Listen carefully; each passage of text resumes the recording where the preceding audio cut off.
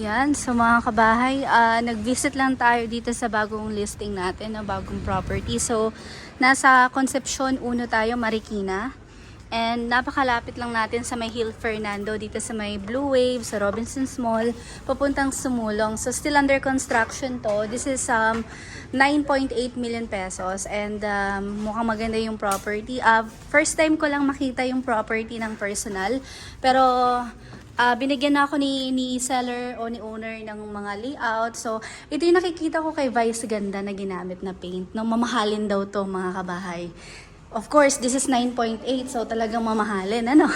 So, sliding door, meron ka dito. Then, dirty kitchen. Yung kitchen still ongoing pa, pero malapit na matapos to. Probably within months na, no? So, more on industrial yung itsura ng bahay. So, kung nakita nyo yung mga vlog ni Vice Ganda dun sa kanyang bahay, ganun yung mga wall na gamit. Diba? Ayan, tingnan mo yun. Dito mo one, oh. Ang ganda. Gusto ko yung design ng ano niya. Ayan. Yes, mahal daw yan, be. Di ba yung sinabi sa atin dun sa Philinvest? Mahal daw yung isang malit lang na pintura niyan. Magkano yung mga ganyan, sir?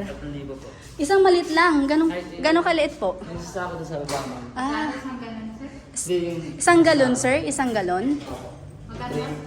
3.5. 3.5. Wow. Grabe. Ang buong bahay na siguro, no? Hindi. Ganito sa akin mo. Katingin nga, sir. Kasi yung pagpipintura ko sa bahay. Ipipintura sa bahay niya. So, ayun nga. Nag-visit lang tayo kasi ang ganda ng property nga, ano? Ayan. So, lalo na kung natapos na yung property, much better. Patingin ako, be. Patingin ako. Ganito, sir, ang gamit. Ang pangalan ay Garage May mas mura Cement. dyan. 3,500. Ano po siya, 3.5. Wala nang mumura. Ito lang talaga. Yan na Wala. lang. So ito yan no, mga Sir, bakit naging ganito? Anong design yan? Paano siya naging ganyan? Sinabuyan mo? Kaya ganun mo siya, ma'am. Kayo nag-design ng ganyan. Ang galing. No? Nice one. Ito medyo light. Ito.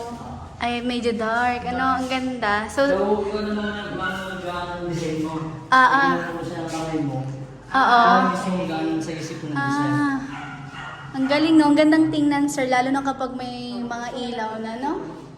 Nice. So, yun nga. Alam na natin kung anong ginagamit na cement sa mga ganyang industrial. Thank you, kuya. Tapos, ito yung, ano yan? Sir, ano po ito? Banyo.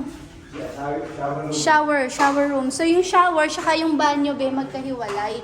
Ganito yung mga style sa Japanese, ne? Yung shower mo nandito, tapos yung toilet mo nandito sa, ano? Oo, ma'am. Ayan. Nakita ko na to. Nakita ko na sa dating isa sa mga hinahawakan namin sa Antipolo. Ganyan yung style nila, magkahiwalay yung banyo at saka yung shower. So, 3 bedrooms po dito ng mga kabahay. And ayan, balikan na lang natin pag malapit na matapos yung property. So, para mas ma-appreciate nyo palalo.